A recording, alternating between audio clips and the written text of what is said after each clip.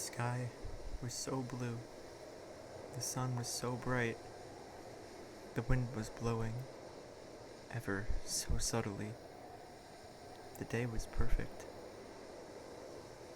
How could such a catastrophic event happen on such a day? I found myself suddenly hanging off the edge of a cliff. The only thing that I could hold on to was a small metal bar that was only a few feet long. It stuck out about half a foot from the cliff, and it was at least 5 feet away from the top of the cliff. My main problem? The bar was boiling hot. It was as if it had come straight out of the fires of hell. The longer I held on, the more it burned my flesh. It hurt. A lot. I kept trying to slightly adjust myself, but that just ended up making it burn more. For a moment, I thought about letting go. What's the worst that could happen? I thought. I looked down at what was beneath me. There was a massive, dark hole at the bottom of the cliff. There was no way of knowing what lied within. However, the cliffside was so far up and the darkness was so far below that any person would inevitably die upon impact when they fell into the darkness. I quickly looked back up at the bar above me and tried to find a way out of this. How did I even get here? I honestly don't know myself. One minute I was standing with both feet perfectly on the ground. Everything seemed right with the world. Nothing in particular seemed too troubling at the moment. Then suddenly, I was thrown off the side of a cliff. I grabbed the bar as soon as I saw it and held on tightly for dear life. I kept frantically looking around for a way out. There had to be something. It couldn't just end like this. I looked at the rocks around me on the cliff wall. The rocks all seemed glossy smooth. There was no way to jump and grab a hold of any of them. My hands were quickly blistering from the burns. I had to find something soon. I looked up at the top of the cliff. It didn't seem too far away. If I could find some way to get up there, I could get back onto the ground, and then I'd be fine. I decided to pull myself up past the bar. I attempted to avoid the pain in my hands as I lifted myself up over the bar and tried to reach higher. I knew I wouldn't be able to reach it like this, but I had to at least gauge the distance between me and the top. So I pulled myself up more. My knees were now at the same height as the bar, but I couldn't rest now. I was so close. I lifted my right hand off the bar. It felt so nice to let it feel the air again instead of just a burn. I reached my right hand up towards the top of the cliff, and I could already start to see the green grass on the other side. Then, my right knee rubbed against the bar.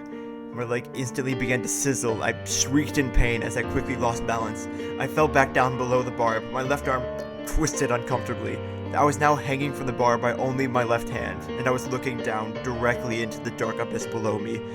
Also, when I lost balance and fell back down, it felt like my left arm popped out of its socket a bit. I cried out more. And not only was my arm burning because of the damn bar, but it was probably broken now. I could feel my left arm going numb, and I had to swing my right arm back up on the bar quickly. So I turned myself back around and hesitantly grabbed a hold of the bar with my right hand again. All of the pain of the burning returned instantly. For a very quick moment, I lifted my left hand off the bar. It still felt almost broken, and I had almost no feeling in it. I brought it down to my side and I looked at it.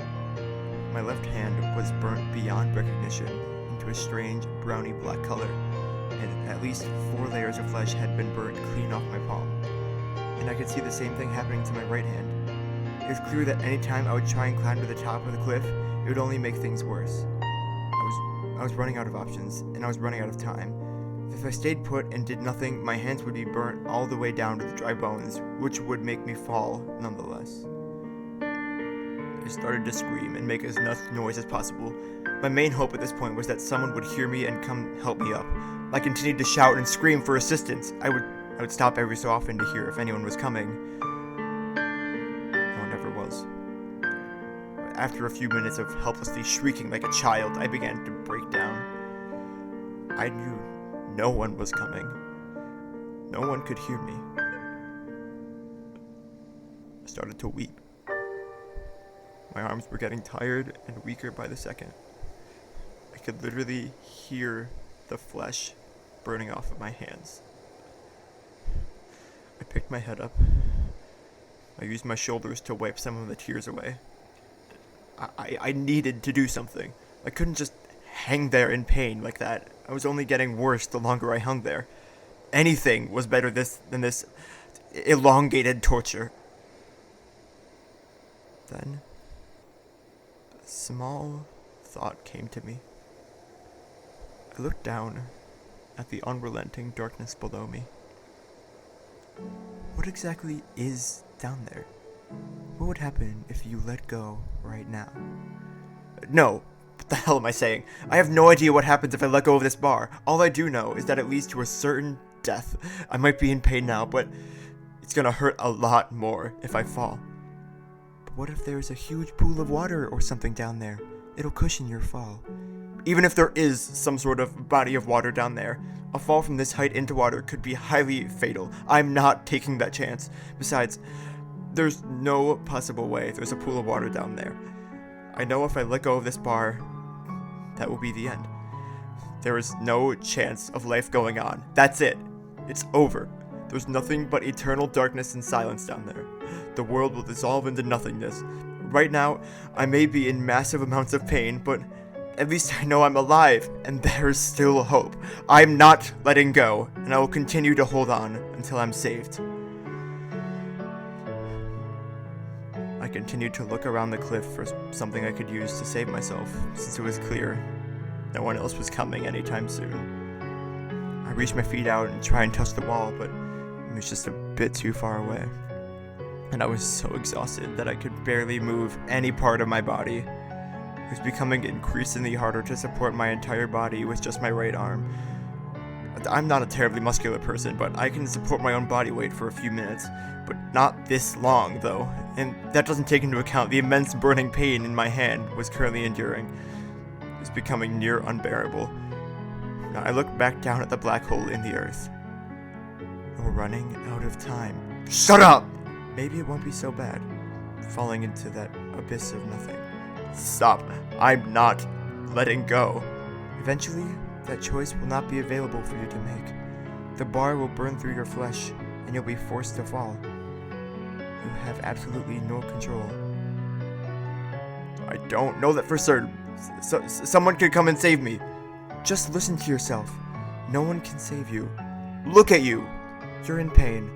There's only one way out of this. Think about all the pain you could save yourself by letting go right now. Your hands won't burn anymore. Your arm won't bother you. Your arm won't be broken anymore. If you fall, it will hurt. That's true. It'll hurt a lot. But I guarantee the pain won't last as long. Soon, it'll be nothing but silence. It'll be over.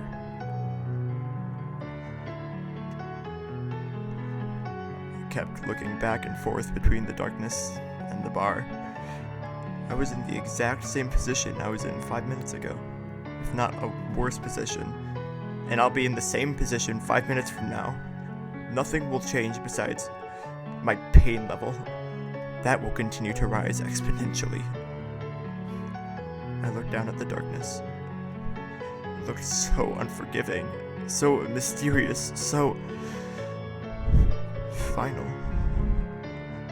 There would be no coming back. But maybe that's okay.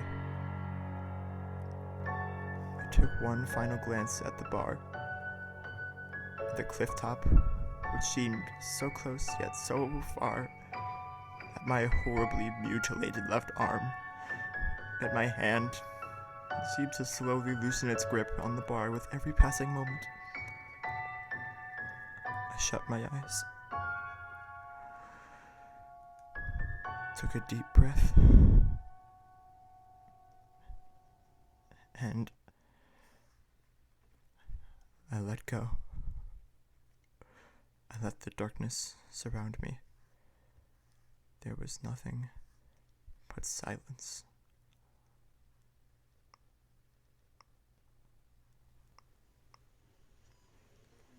I snapped myself back to reality. I opened my eyes, and I was back where I was before I began daydreaming. in the hospital waiting room. The same place I had been for countless hours before. Just being there made me weak. The doctor came out of one of the hospital rooms. He walked over to me and said I could go in now if I wanted. I slowly nodded my head. I stood up and followed the doctor back into the hospital room. I stepped in. He waited outside and shut the door behind me.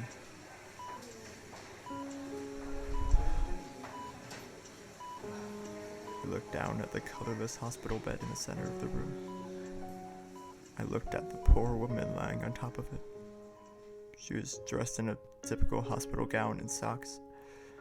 There were several tubes traveling from large machines into various parts of her body. A heart monitor stood next to her body. Its beeping had decreased in frequency ever since they first turned it on. The woman's eyes were closed.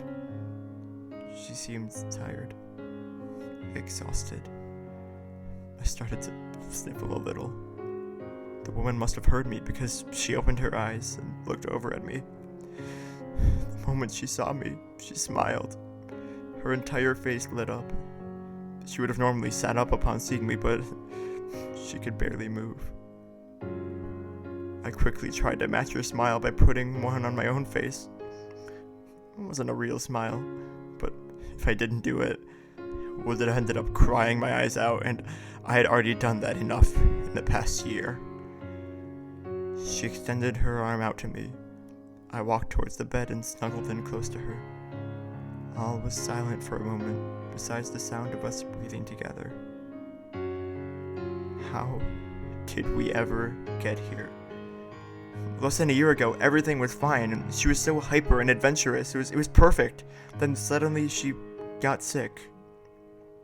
And she didn't get better. Luckily, the doctors were able to get to her before she got too bad, but it's just been going downhill ever since then. Everything they have tried has just made her worse. Maybe if they didn't do anything, she would have been better off. But I guess we'll never know now. Eventually, she figured out that nothing they were doing was helping her. Even in the last few months when she just kept getting worse, we kept trying to find something because there had to be something. It couldn't just end like this. But my mom thought otherwise. She said she didn't want any more medicine or treatment. She just wanted nature to take its course. Everyone seemed to think that this was a great idea. Everyone except for me. Was I the only one who realized what was going to happen? What was going to happen if we let her go? We couldn't let that happen. I wasn't going to let that happen. I kept trying to convince her to use more medicine, find other cures, even though they never worked, even though it only made her worse. I just wanted her to get better. I wanted her to be saved. There'd be days when I would feel so down about it that I would just start crying, as if I were the one in constant physical pain. It had consumed my life. The thought that one day I would wake up and she wouldn't be there. It was times like this when I would think to myself, what if you would let go of her right now? What would happen? It might not be as bad as you think. If you're hurting so badly, why not get rid of the pain? Absolutely not. What was I thinking? That's a horrible thought to think. For the longest time, I avoided the thought and constantly prevented it from entering my mind. But now, as I sat directly next to her, with her body wrapped close to mine, the thoughts started to return. She is running out of time. Shut up! I know exactly what will happen if I let her go. She would leave me forever. I knew if I would let her go, that would be the end. There would be no chance of her life going on. That's it. It's over. There would be nothing left for her but eternal darkness and silence. The world around her would dissolve into nothingness. I may be hurting a lot, but at least I know she's alive, and there's still a hope. I'm not letting go. I will continue to hold on until she's saved. I expected a doctor to burst through the door at any moment and proclaim that he found the miracle cure that will save my mom for sure. I kept counting down the seconds till it would happen.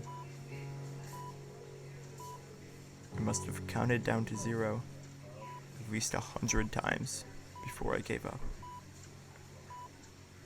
No one was coming. I slowly lifted my head and looked down at my mother. She still had her eyes closed, the sides of her mouth curled up into a genuinely content smile. She didn't seem afraid. She was perfectly happy with her decision. Maybe it won't be so bad. I'm not letting her go. Pretty soon, that choice will not be up to you. She will only get worse from here. Nothing can save her now. You are only prolonging the inevitable. She's only gotten worse since last month, and she will only get worse next month. Look at yourself. You're in pain. You're tired. You haven't laughed for real in almost 6 months. You haven't slept well since God knows when. Your face is red with how much you've cried. Look at her. She's hurting more than you can imagine. There's only one way out of this. Think about all the pain you could spare yourself by letting go right now. If you let her fall, it will hurt. That's true. It'll hurt a lot. Especially for you. But the pain won't last as long. Soon, it'll be nothing but silence. It'll all be over.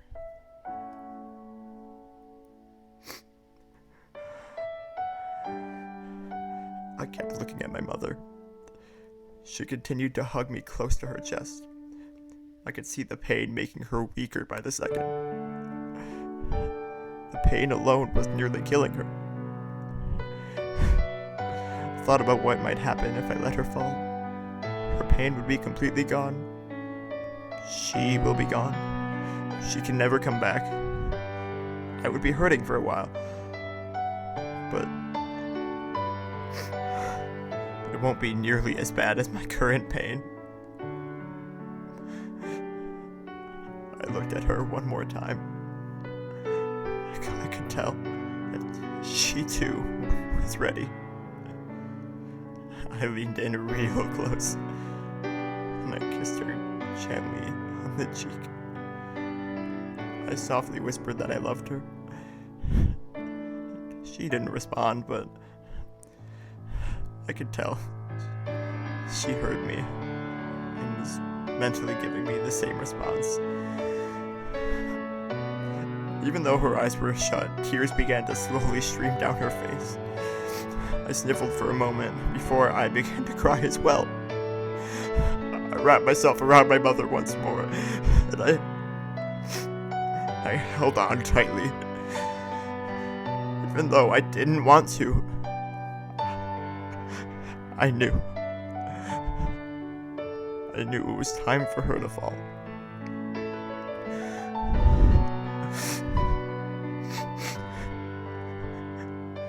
I took one final glance at my mother,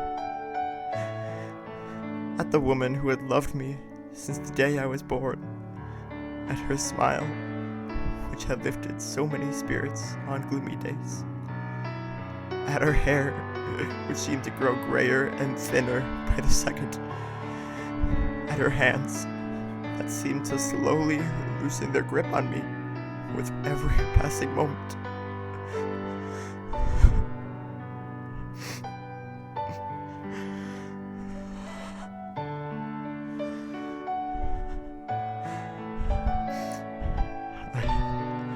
I shut my eyes, took a deep breath, and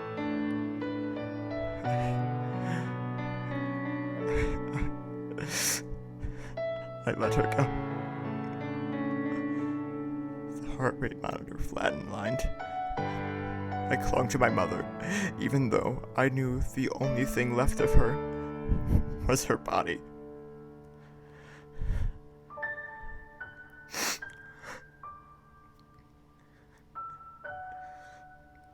Eventually, I looked up. I opened my eyes once more. The first thing I saw was the open window on the side of the room. The sky was so blue. The sun was so bright. The wind was blowing, ever so subtly. The day was perfect.